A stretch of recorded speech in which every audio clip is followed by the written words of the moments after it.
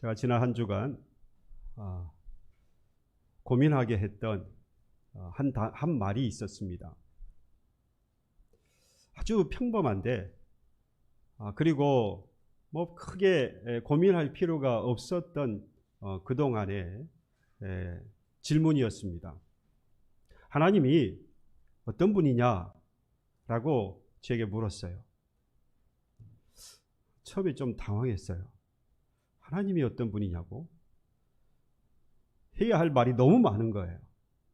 하나님에 대해서 이야기를 하려고 하니까 이건 뭐 어디서부터 이야기를 해줘야 할지, 그리고 어떻게 이야기를 해야 이 사람이 잘 이해할 수 있을지, 너무 그 짧은 시간이었지만 너무 고민이 되는 거예요. 아마 여러분들이 그 질문을 받으면 여러분들 뭐라고 답을 해줄 수 있겠습니까? 뭐 시간이 많아서 맨날 며칠 같이 있으면서 하나씩 이야기해 줄 수 있다면 좋겠지만, 아주 짧은 시간 하나님이 어떤 분이냐고 물었을 때에 뭐라고 여러분들은 답해 줄 수 있겠습니까? 하나님이 어떤 분이냐? 하나님이 어떤 분인가에 대하여서 아마 여러분들 성경을 통해서, 그리고 많은 목사들의 설교가들의 설교를 통해서, 그리고 여러분들이 신앙생활을 하면서 경험하게 되었던 그 하나님이 있을 거예요. 그 하나님에 대하여서 여러분들 말할 수 있을 것입니다. 저는 이 이야기를 했어요. 고민하다가 하나님은 내게 하나님은 은혜의 하나님이었다. 많은 하나님을 여러 가지 면에서 설명할 수 있고 그 하나님이 어떠한 분인지를 전해줄 수 있지만, 내가 경험했던, 그리고 성경을 통하여서 내가 결론 내렸던 그 하나님은 사랑의 하나님, 진리의 하나님, 변하지 않으시고 없는 곳에 아니 계신 곳이 없고, 여러분들 아마 성경을 통해서 많이 배웠고 또 여러분들이 경험했던 여러 모습의 하나님이 있으실 거예요. 근데 저는 그 사람에게 마지막 내렸던 결론의 이 한마디는, 하나님은 은혜의 하나님이었고 내게 항상 은혜를 베푸셨던 하나님이셨다.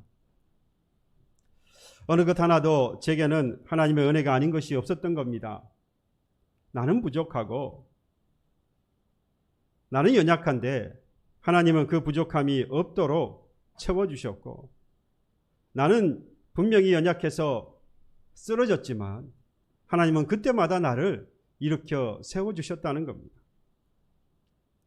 돌아보면 지금까지 공부를 하고 목사가 되고 목회를 하고 그리고 한 가정을 이루면서 사는 이 모든 과정과 그리고 결과를 이렇게 되돌아보면서 남들 다 하는 거 아니냐라고, 하는 일의 종류는 다를지 몰라도 다 사람들 하는 거 아니냐고 그렇게 말씀하실지도 모르겠습니다만은 저는 그렇지 않아요. 제게 있어서 어느 것 하나도, 어느 과정 하나도 쉬운 것이 하나도 없었습니다.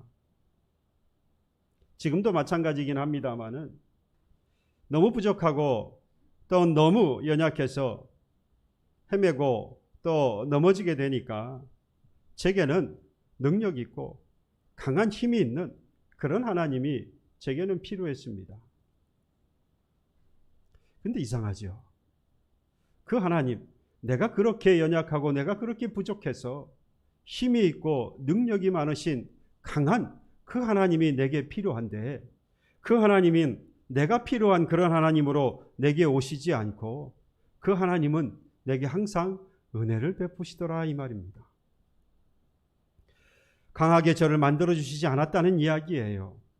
저를 많은 것을 소유한, 그리고 그것을 나누어 줄 만한 많은 것을 가진 자로 만들어주지 않았다는 겁니다. 여전히 부족했고 여전히 연약한 중에 놔두시더라, 이거예요. 기왕이면 좀 많은 걸 가지고 강하고 힘있고 부족함 없이 그렇게 목회하고 그렇게 가정을 이끌고 그렇게 하루하루의 삶을 너무 살았으면 좋겠는데, 하나님은 내게 그런 걸 주시지 않고 그저 은혜를 베푸시더라, 이 말입니다. 왜 제가 이런 말씀을 드리느냐, 이렇게 표현을 하느냐, 힘있고 능력 있는 사람을 제게 보내주시더라는 겁니다. 도와주실 만한 힘이 있는 사람을 제게 붙여주시더라는 거예요. 저는 원하기는 제가 힘이 있고 제가 능력이 있고 제가 부족함이 없기를 바랬는데 하나님은 여전히 나를 부족하고 연약한 중에 내버려 두시고 도리어 힘이 있고 능력 있는 사람을 붙여주시고 도울 만한 준비가 된 사람을 제게 붙여주시더라는 겁니다. 그 사람들 가운데 바로 여러분들이 계셔요. 그래서 여러분들을 볼 때마다 저는 하나님의 은혜를 바라봅니다. 여러분들을 생각하고 여러분들을 위해서 기도할 때마다 내게 베푸신 하나님의 은혜가 무엇인지 다시 한번 깨닫습니다. 여러분들 듣기 좋으라고 하는 이야기가 아니라 저는 오늘도 그래서 말씀을 전하면서 감격하면서 이 말씀을 여러분들에게 전합니다. 저는 여전히 연약하고 저는 여전히 부족하지만 능력 있고 힘 있고 그리고 모든 것을 할 수 있는 준비된 그러한 사람들과 함께 할 수 있는 은혜를 베푸신 그 하나님 앞에 저는 더 겸손할 수밖에 없었고 더 하나님 앞에 감사할 수밖에 없었습니다. 내가 강해지고 내가 부족함이 없는 그러한 사람이 될 때 하나님이 내가 어떻게 할지를 너무 잘 아신 것 같아요. 그래서 우리 고백하지요. 나보다 나를 더 잘 아시는 하나님. 나는 나를 잘 모를 때도 있고요. 나는 나를 숨길 때도 있고 나는 나를 스스로 속일 때도 있는데 하나님은 너무 잘 알고 계셔서 내 형편에 맞추어 가장 알맞은 것으로 채워주시는데 그 하나님은 내게 은혜를 베푸신 하나님이셨습니다. 그래서 지금도 이 모든 것들은 다 포기하고 기도하기를 강하고 능력 있는 자, 부족함이 없는 자가 되게 해달라고 기도하지 않고 하나님의 은혜를 오늘도 입고 살아가게 해달라고 기도합니다. 또 은혜 베푸셨을 때에 그 은혜가 하나님의 은혜인지를 저로 하여금 깨닫게 해달라고. 지금 하나님은 은혜를 내게 베풀어 주셨는데 내가 멍청해서 내 영안이 깨닫지 못하여서 내 눈이 열리지 못하고 그래서 그 하나님 베푸신 은혜를 깨닫지 못하고 넘어가는 그러한 불의한 일이 없도록 하나님 내게 그 하나님의 베푸신 은혜가 임하였을 때 깨닫는 그런 은혜를 달라고 또한 기도합니다. 사실 하나님에 대한 우리의 지식과 우리의 경험을 다 합해보면 결국 여러분 우리가 고백할 수 있는 것은 하나님의 은혜, 하나님은 은혜 베푸시는 분이라고 하는 것을 우리는 고백하게 될 것입니다. 제가 오늘 이 말씀을 드리는 것은 오늘 본문을 보니까 그렇지 못한 사람들이 나와요. 하나님은 분명히 은혜 베푸시는 하나님인데 그 하나님의 은혜를 깨닫지 못하는 이스라엘 백성들의 모습이 나옵니다. 14절 말씀이 이렇게 말씀하죠. 너희 조상들이 나를 경노하게 하였을 때에 죄를 지었다 이 말입니다. 내가 그들에게 재앙을 내리기로 뜻하고 뉘우치지 아니했다. 마음을 바꾸지 않았다. 내가 그들에게 재앙을 내리기로 했다. 무엇 때문에요? 그들이 나를 경노하게 만들었다. 나를 화나게 만들었다. 그들이 내게 죄를 지었기 때문에 내가 그들에게 한 것이 있는데 내가 그들에게 약속한 것이 있는데 이 모든 것들을 다 버리고 이스라엘 백성들이 죄를 범하여서 결국 이들이 어떻게 되었습니까? 하나님의 진노를 면하지 못하고 하나님의 재앙을 그대로 받았습니다. 그래서 예루살렘이 멸망을 했고 그리고 이들이 바벨론 포로 70년 생활을 하게 되었던 겁니다. 그 결과 이와 같이 예루살렘이 멸망을 하고 포로 생활 70년이라고 하는 생활을 하나님의 진노로 인해서 재앙을 받게 된 이 이스라엘 백성 여러분, 이 모습만 보고 우리는 과연 이들이 하나님의 은혜를 받은 자인가라고 말할 수 있겠습니까? 여러분 말할 수 있어야 해요. 비록 이들이 예루살렘이 멸망하고 70년 바벨론의 포로 생활을 하게 되었지만 그럼에도 불구하고 이들에게 무엇이 있었다는 겁니까? 하나님의 은혜는 여전히 있었다 이 말입니다. 비록 죄에 대하여서 징계를 당하였지만 그 가운데 분명히 하나님의 은혜는 있었어요. 당장은 예루살렘이 멸망을 했고 당장은 70년 포로 생활을 지금 해야 하는 가운데 있기 때문에 힘들고 고단하지요. 어렵습니다. 괴롭습니다. 그러한 가운데 살아야 하니까 그리고 포로 생활, 노예 생활이라고 하는 것이 우리가 안 해봐서 모르지만 우리가 경험했던 그 어떠한 것보다도 참 비참하고 참담한 그러한 삶이었을 거예요. 그러나 그 가운데에서 이들이 어떻게 되었습니까? 살아남았어요. 그리고 하나님께서 그들을 고국으로 다시 돌아오게 하셨습니다. 어찌되었든 바벨론 포로 생활 70년의 생활을 청산하고 그들이 바라했던 고국으로 돌아와서 예루살렘을 다시 재건할 수 있게 하셨어요. 여러분, 여기서 우리가 생각해야 할 가지가 있어요. 징계가 여러분 끝나서 이들이 고국으로 돌아온 것이 아니라는 것입니다. 하나님께서 정하신 징계의 기간이 다 맞춰졌으니까 우리가 쉽게 돌아왔다. 물론 하나님께서 이스라엘이 바벨론 포로가 될 것이라 이미 선지자 통하여서 말씀하셨고 70년의 기한이 차기 전까지는 돌아올 수 없을 것이라 말씀하신 대로 이루어진 것입니다. 하지만 여러분, 그들이 돌아오게 된 근본적인 이유는 하나님이 그들에게 뭘 베푸셨기 때문이라는 겁니까? 기한이 다 차서가 아니라 징계를 하나님께서 거두어 들으셨기 때문이 아니라 징계를 다 마쳤기 때문이 아니라 하나님이 근본적으로 은혜를 베푸셨기 때문이라는 겁니다. 징계가 풀리지 않았거나 또는 완전히 멀어셔도 되는 분이 하나님 아닙니까? 징계를 70년 동안 바벨론 포로의 삶을 영원토록 가져간다라고 할지라도 누가 거기에 대해서 이의를 제기할 수 있어요? 하나님에겐 누구에게도 이의를 제기할 수 없습니다. 이스라엘을 멸망한 예루살렘을 멸망하게 하고 이스라엘을 멸망 가운데 그냥 놔두시더라도 그 누구도 그에 대해서 반문할 사람이 없습니다. 그럴 수 없다 이 말이죠. 여러분, 우리는 나와 나의 가정 그리고 내가 사는 이 세상이 중요합니다. 그래서 너무 대단해 보입니다. 하지만 여러분, 모든 것의 주인 되신 하나님 앞에서는 나도, 나의 가정도, 교회도, 이 세상도 하나님 앞에서는 아무것도 아니죠. 하나님을 이를 멸하셔도 누구도 이에 대해서 말할 수 없고 이를 영원히 가지고 가신다고 할지라도 누구도 이에 대해서 반기를 들 수 없다 이 말입니다. 다 누구의 것이니까요? 하나님의 것이니까. 그런 하나님의 징계가 풀렸고 고국으로 돌아오게 되었으니 이스라엘은 지금 하나님의 무엇을 입은 거라고요? 하나님의 은혜를 입은 거라 이 말입니다. 그래서 15절에 이렇게 말씀해요.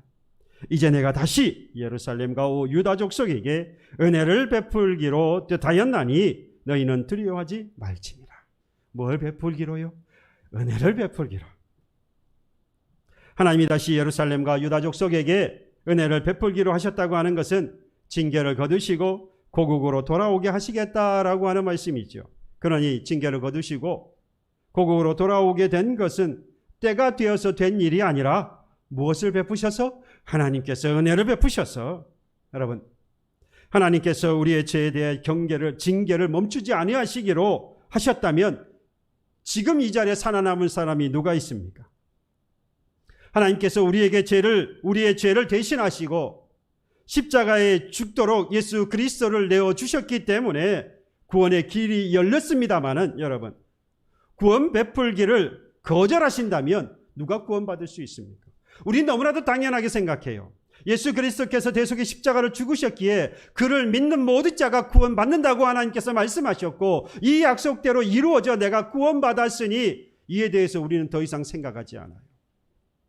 여러분, 만약에 하나님께서 그 약속을 하셨다 할지라도 물론 그렇지 아니하시지만 이를 거두어 들이신다면 어떻게 합니까? 이에 대해서 여러분들 뭐라고 말할 수 있어요? 당연한 것 같지만 하나님께서 구원하시기로 작정하셔서 구원을 베푸시고 성령을 통하여서 내게 임하여 구원의 은혜가 구원을 받게 된 저와 여러분이라고 할지라도 이는 전부 다 뭐라는 이야기입니까? 하나님의 은혜라 이 말이에요. 우리는 하나님의 은혜를 받은 자인 것입니다. 그래서 오늘도 우리가 살아갈 때에 그 하나님의 은혜를 입고 구원받은 저와 여러분들 오늘 하루하루를 살아갈 때에 그 하나님의 은혜에 뭐 할 수밖에 없습니까? 감격할 수밖에 없는 거예요.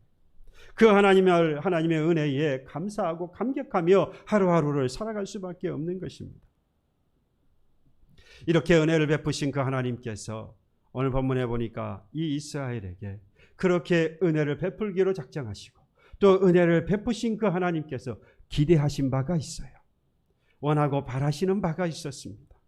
그게 바로 15절 다시 한번 볼까요? 이제 내가 다시 예루살렘과 유다 족속에게 은혜를 베풀기를 뜻하였나니 너희는 뭐하지 말라고요? 두려워하지 말라고 말씀합니다. 요즘 따라 제가 기도하고 성경을 볼 때마다 제 마음 깊은 곳에 자꾸만 다가오는 이 말씀의 주제가 두려워하지 말라는 말씀이에요. 그래서 지지난주에도 제가 두려워하지 말 것에 대한 말씀을 드렸는데 오늘 또다시, 물론 이게 전체의 주제는 아닙니다만 또다시 이 두려워하지 말라고 하는 말씀이 제 마음에 또 다가왔습니다. 지금까지 저의 경험으로 볼 때에 두려워하지 말라고 제 마음에 주실 때에는 두 가지 이유였어요. 지금 제가 뭔가 때문에 두려워하고 있기 때문이라는 것이고, 그래서 두려워하지 말라. 주로 우리는 그렇게 생각을 하죠. 근데 또 한 경우가 있어요. 앞으로 두려워할 일이 있다는 거예요. 네가 두려워할 일을 만나게 될 것이니 두려워하지 말라. 곧 그 두려워할 일에 대해 지금 뭐 하게 하시는 거죠? 준비하라 말씀하시는 거였어요. 하나님은 은혜 베풀기로 하셨으니 두려워할 것이 사실 무엇이 있습니까? 그런데 이 예루살렘의 멸망과 포로 생활을 경험해야 했던 이스라엘 백성들, 그들은 사실 인간적으로, 아니 지금 형편을 본다면 두려워할 수밖에 없는 상황에 있습니다. 그럴 수밖에 없어요. 왜 그렇습니까? 이미 멸망과 포로의 삶이라고 하는 것을 경험했잖아요. 뿐만 아니라 예루살렘으로 돌아온다고 할지라도, 고국으로 돌아온다 할지라도 가진 게 뭐가 있어요? 다 빼앗겼잖아요. 설령 돌아와서 그들이 산다고 할지라도 외세로부터 침략을 지켜낼 수 있습니까? 그럴 힘도 없어요. 그러니 당연히 하나님의 은혜를 입고 고국으로 돌아와서 예루살렘에서 다시 살아갈 수 있는 그 삶의 터전이 마련된다고 할지라도 이들이 두려워하는 것은 지극히 당연해 보입니다. 이 사실을 하나님이 모르실 일이 있겠습니까? 하나님이 이러한 이스라엘 백성들의 마음을, 형편을, 상황을 다 아시지요. 그러니까 더 하나님은 뭐라고 하시는 겁니까? 두려워하지 말라고 하시는 것이 당연해 보입니다. 그러면 우리가 두려워할 게 뭐가 있습니까? 모세의 바통을 이어서 이스라엘 백성들을 데리고 가나안 땅으로 들어가야 했던 여호수아에게 하나님께서 그에게 하신 약속의 말씀이 있습니다. 어디로 가든지 형통하리라. 내 길이 평탄하게 될 것이라. 또 내가 너와 함께하리라. 하나님은 이 여호수아에게 말씀하셨어요. 그런데 거기에는 조건이 있었습니다. 조건이라 그러니까 이게 막 여러 조항을 만들어서 대단하게 할 것 같았는데 그렇지는 않았어요. 조건은 정확하게 말하면 하나님의 명령이었는데, 내 평생에 너를 능히 대적할 자가 없으리니 내가 모세와 함께 있었던 것 같이 너와 함께 있을 것임이라. 내가 너를 떠나지 아니하며 버리지 아니하리라. 약속의 말씀이지요. 이에 대하여서 뭐라고 명령하시느냐, 뭘 조건으로 다셨느냐, 딱 한 가지였어요. 강하고 담대하라. 거기에 좀 더 강조하셔서 오직 강하고 극히 담대하라. 나의 종 모세가 내게 명령한 그 율법을 다 지켜 행하고 우로나 좌로나 치우치지 말라. 그리하면 어디로 가든지 형통하리라. 야, 내가 네가 가는 곳마다 함께 할 것이고, 내가 가는 길을 평탄하게 할 것이고, 내가 가는 그곳에 항상 형통할 것인데 뭐 하라는 겁니까? 오직 강하고 극히 담대하라. 여러분, 그가 만나야 했던, 여호수아와 이스라엘 백성들이 만나야 했던 가나안 백성들이 얼마나 강력한 존재였는가를 우리가 알 수 있지요. 그래서 하나님께서 강하고 담대하라고 말씀한 것이기도 하지만, 정확하게 말씀을 보면 그건 우리가 생각할 때 당연하게 생각되어지는 부분이고, 정확하게 말씀을 보면 오늘 뭐에 대해서 이 여호수아에게 그리고 이스라엘 백성들에게 강하고 담대하라 말씀하시느냐? 하나님의 말씀 또는 하나님의 율법 또는 하나님의 법, 이것을 다 따라 행하지 못할까 뭐하지 말라? 두려워하니까 이에 대하여서 강하고 담대하라고, 더욱 강조하였어. 오직 강하고 극히 담대하라고. 무엇에 대하여서요? 하나님의 말씀 또는 하나님의 법, 하나님의 율법을 따르는 것에 대하여서. 이에 대해서 우러나 좌우로나 치우치지 아니하여야 하는데, 그러할까 두려워하고 있는 이 여호수아와 이스라엘 백성들에게 두려워하지 말라고 말씀합니다. 이를 다 지켜 행하는 것에 대하여서 두려워하지 말라. 바꾸어 말하면 오직 우리는 이 세상에 대하여서 두려워하지 말고 무엇을 두려워하야 한다는 이야기입니까? 결국 이 말씀은요, 이 이스라엘 백성과 여호수아가 가장 두려워하고 있는 것은 무엇이라는 이야기입니까? 사실은 이 가나안 땅이 아니라 힘과 모든 걸 가지고 있는 우리가 이길 수 없는 상대가 되어져 보이는 그 가나안 땅이 아니라 하나님의 법, 하나님의 말씀, 하나님의 율법이 가장 두려웠던 겁니다. 이를 다 지켜 행하지 못할까? 이를 다 지켜 행하지 못하면 무슨 약속이 무너지고 마는 겁니까? 내가 형통하게 되리라. 내가 너와 함께하면 내가 가는 곳마다 뭐하게 하시리라. 형통하게 하시며 나아가서 그로 하여금 평탄한 길을 걷게 하시리라고 하나님의 약속이 그와 그의 백성들에게 주어지지 않을 것이기 때문이죠. 여러분, 우리는 무엇을 두려워하며 살아야 하는 겁니까? 결국 우리는 하나님을 두려워하며 살아가야 하는 겁니다. 우리는 오늘도 하나님의 말씀을 다 따라 행하지 못할까? 하나님의 법에서 벗어날까? 하나님의 율법을 다 따라 행하지 못할까? 우리는 두려워하면서 살아가는 겁니다. 여러분, 우리 주님도 사실은 두려워하셨어요. 십자가를 지시기 전에 예수님께서 겟세마네 동산에서 기도하십니다.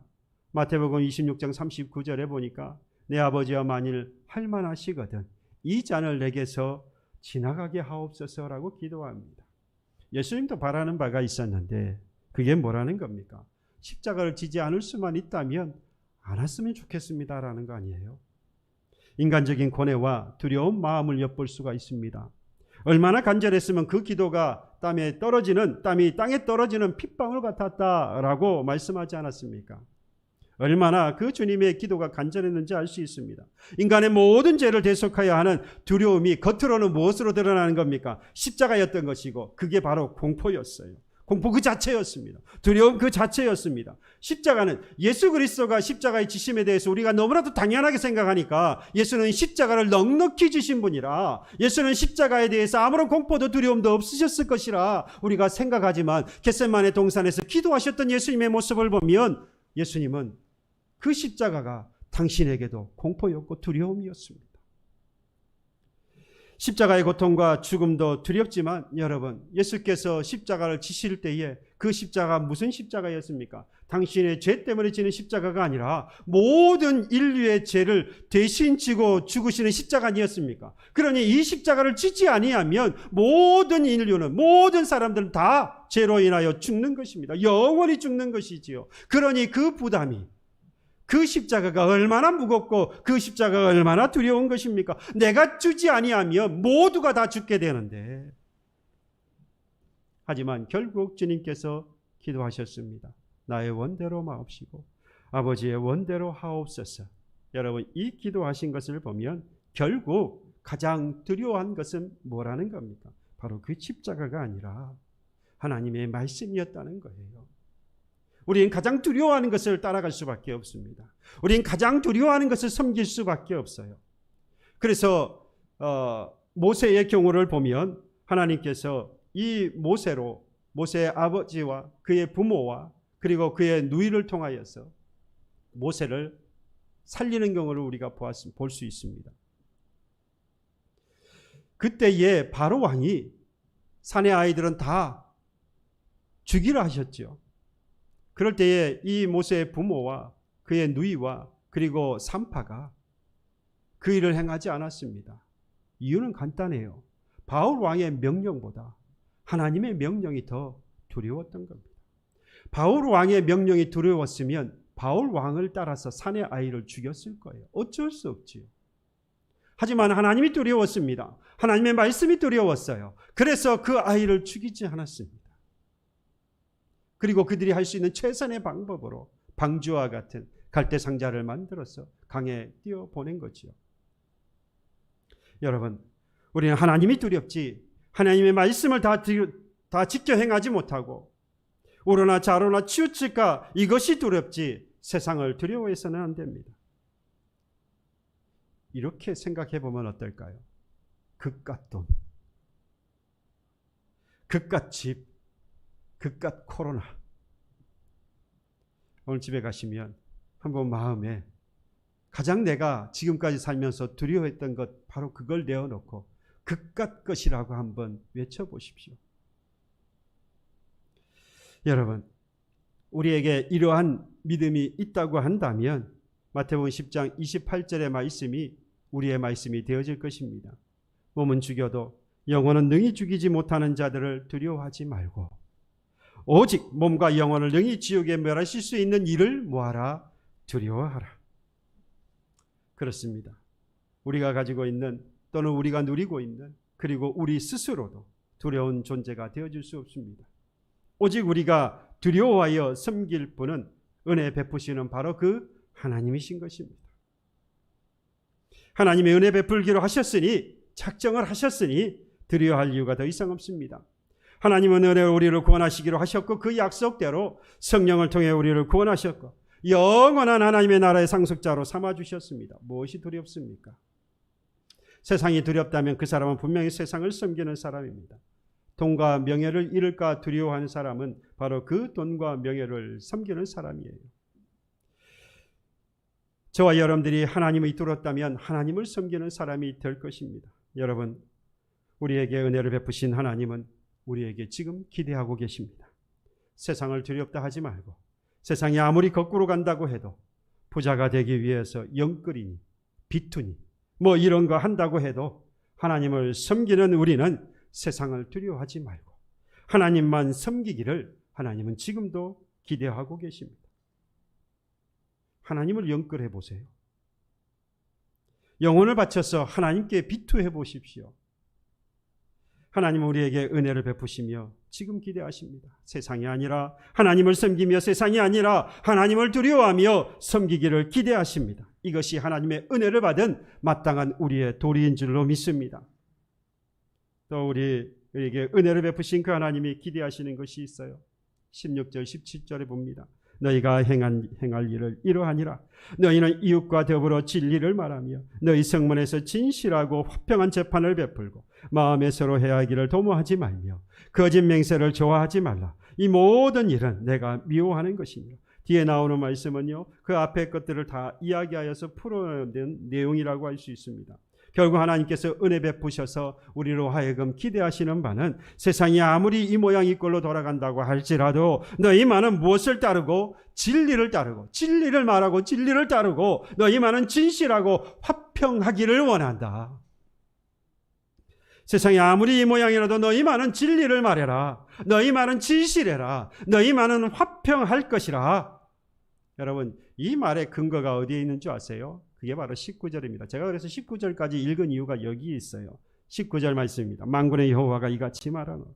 넷째 달의 금식과 다섯째 달의 금식과 일곱째 달의 금식과 열째 달의 금식이 변하여 유다 족속의 기쁨과 즐거움과 희락의 절기들이 되리니 오직 너희는 진리와 화평을 사랑할지니라. 지금 이스라엘 바람이 있다면 바로 다윗 왕조의 재건입니다.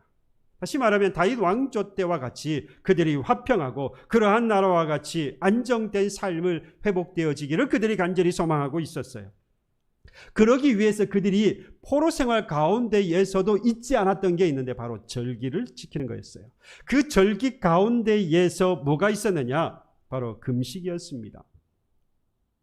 지금 오늘 본문에 나오고 있는 이 금식 네 가지가 나오죠. 넷째 달, 다섯째 달, 일곱째 달, 열째 달. 이 각각 그 달에 맞추어서 금식을 했는데 그 금식을 한 내용이 이래요. 넷째 달에는 예루살렘 성이 뚫리는 바로 그 시점이 바로 이 넷째 달입니다. 이걸 기억해서 넷째 달 금식을 했어요.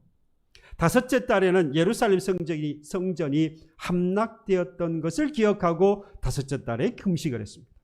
그리고 일곱째 달에는 느부갓네살 왕이 그의 총독으로 그달랴를 총독으로 세워서 유다를 다스리게 합니다. 이것을 기억하고 일곱째 달 금식을 해요. 그리고 마지막 열 번째 달의 금식은 느부갓네살 왕이 예루살렘을 공격한 날에 이 날을 잊지 않기 위해서 이 열째 달 금식을 했어요. 그러니까 이걸 사실 뭐 나누어서 그랬습니다만은 결국 종합해 보면 뭡니까? 그들이 금식을 했던 목적은 예루살렘의 멸망에 대한 기억이었죠. 그들이 멸망했던 것을 잊지 않고 일깨우기 위해서. 그래야 이후에 다시 뭐가 될 것이라고 믿고 있는 겁니까? 다윗 왕조의 때가 다시 돌아올 것이라고 하는 생각을 하고 있었던 것이죠. 다시는 예루살렘 성을 빼앗기지 말자. 다시는 외세의 침략에 지지 말자. 다짐을 하고 있는 겁니다. 역사를 잊은 민족에게 미래는 없다고 하지 않습니까? 그렇습니다. 그런데 여러분, 이 금식 또는 금식일이라고 하는 것, 이걸 지켜야 하느냐 말아야 하느냐가 이 지금 오늘 본문 이전에 이스가랴서 7장 2절 3절에 보면 베델 사람들이 올라와서 예루살렘으로 올라와서 이걸 문제처럼 제기를 합니다. 도대체 이 금식일을 지켜야 되느냐 말아야 하느냐. 그게 바로 오늘 본문에 와서 이제 드디어 해답을 줘요. 뭐라고 이야기하냐. 한마디로 금식일을 지켜야 한다, 지키지 말아야 한다. 보시고도 대답 안 하시면 지금 영상을 보고 계셔서 대답을 못 하시는 거죠. 지키지 않아도 된다는 거예요. 여러분, 왜 그 금식을 지키지 않아도 되냐고, 왜 된다고 말씀을 하느냐? 의미가 바뀌었다는 겁니다. 여러분, 그동안 이스라엘이 금식했던 것은 민족의 아픔을 기억하는 것이었죠. 그러니까 예루살렘이 멸망하고 포로 생활을 하게 된 그들의 삶을 다시 한번 돌아보면서 끊임없이 그들이 금식하며 뭘 기억했습니까? 그들의 아픔, 그들이 슬퍼할 수밖에 없는 그들의 과거의 삶을 돌아보게 된 거예요. 이에 대해서 하나님께서 뭐라고 하시느냐? 더 이상 아파하지 말라는 거예요. 더 이상 과거가 슬픈 과거였고 그들에게 큰 아픔이었던 그들의 과거를 더 이상 돌아보면서 슬퍼하고 괴로워하지 말고 이제는 뭐 하라는 것입니까? 기뻐하라는 거예요. 즐겁지도 않고 괴로워만 했던, 기쁘지 않았던 그 금식일을 이제 청산하라는 겁니다. 하나님이 은혜를 베푸셨어요. 포로 생활을 마감을 하고 고국으로 돌아오게 하시고 예루살렘을 다시 세우게 하시는 은혜를 베푸신 하나님은 더 이상 이스라엘 백성들에게 슬퍼하지 말라는 거예요. 괴로워하지 말라고요. 애통해하지 말라 합니다. 아파하지 말라고 합니다. 금식일을 정해서 슬퍼하고 괴로워하는 그 백성들을 바라보시면서 하나님도 슬프셨어요. 하나님도 괴로우셨어요. 그래서 하나님께서 그들과 함께 이제는 기뻐하고 그들과 함께 즐거워하고 그들과 함께 행복하기를 원하셨습니다. 그래서 그들을 포로 생활을 마치고 고국으로 돌아오게 하셨고 예루살렘 성을 세우며 함께 기쁨과 즐거움과 희락을 나누기를 원하셨던 것입니다. 그래서 그 하나님은 뭐라고 하신 겁니까? 19절에 한번 다시 볼까요? 하반절에 보면 유다 족속에게 기쁨과 즐거움과 희락의 절기들이 되리니 뭐가요? 이러했던 금식들이 변하여서 오직 너희는 진리와 화평을 사랑할지니라. 여러분, 내게 은혜 베푸시는 하나님을 바라보십시오.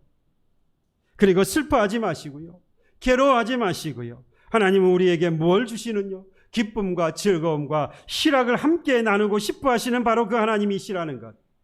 그러면서 하나님은 우리에게 기대하시는 게 있다 이 말입니다. 뭘 기대하시는 겁니까? 기쁨과 즐거움과 희락을 함께 누리기를 원하니 너희들은 뭐하라? 진리와 화평을 사랑하라. 앞에서는 뭐라고 말씀했습니까? 16절에서는 너희는 이웃과 더불어 진리를 말하며 너희 성문에서 진실하고 화평한 재판을 베풀라. 다시 말하면 진리를 말하고 진실하고 화평하라. 19절에서는 오직 진리와 화평을 사랑하라. 같은 말씀이지요. 우리가 진리를 말하고 진실하고 화평해야 하는 것은 우리의 과거의 분노와 상처와 울분은 하나님 앞에 이제 다 내려놓고 기쁨과 즐거움과 희락으로 새롭게 출발할 수 있는 길이 되어지기 때문입니다. 이 은혜를 베푸시는 하나님이 함께 하시니 더 이상 슬퍼하지 마세요. 더 이상 괴로워하지 마십시오. 더 이상 두려워하지 마시고 가난이 나를 아프게 하고 건강이 나를 괴롭게 한다 할지라도 슬퍼하지 마세요. 아파하지 마십시오. 더 이상 괴로워하지 마세요. 우리에게는 누가 계십니까? 하나님이 계십니다. 그 하나님이 영원한 나라를 예비하시고 참 주인이 되신 그 주님과 함께 그곳에서 영원하게 왕 노릇할 그 하나님의 영원한 나라를 우리를 위하여서 예비해 두셨습니다. 우리는 그곳에서 영원히 살아갈 거예요. 다만 이 땅을 살아가는 동안 아플 수 있습니다. 다만 우리가 살아가는 동안에 이 땅에서 가난해서 힘들게 살아갈 수 있습니다. 하지만 슬퍼하지 말고, 하지만 괴로워하지 말고, 하지만 아파하지 마시고, 하나님이 영원히 함께 살아가야 할 그 나라, 영원한 나라를 우리에게 예비해 두셨으니 더 이상 두려워하지 마시고, 슬퍼하지 마시고, 아파하지 마십시오. 무엇 때문에 분노하고, 무엇 때문에 울고 슬퍼하며 괴로워하고 계십니까? 이미 우리에게 은혜 베푸신 하나님이 우리에게 지금 기대하십니다.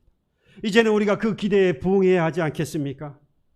그럴 준비를 해야 하지 않겠습니까? 기쁨과 즐거움과 희락을 함께 누리기를 원하시는 그 하나님의 마음을 이제는 이해하고 우리에게 주어진 영원한 하나님의 나라를 바라보면서 오늘도 하나님만 섬기며 복음의 진리를 말하고 모든 사람들 앞에서 진실하고 그들과 함께 화평하는 자가 되기를 오늘도 소망하며 그 길을 나아가는 사랑하는 교회 여러분들이 되시기를 간절히 소망합니다. 함께 찬양합시다. 아무것도 두려워하지 말라. 그리고 이어서 신실하게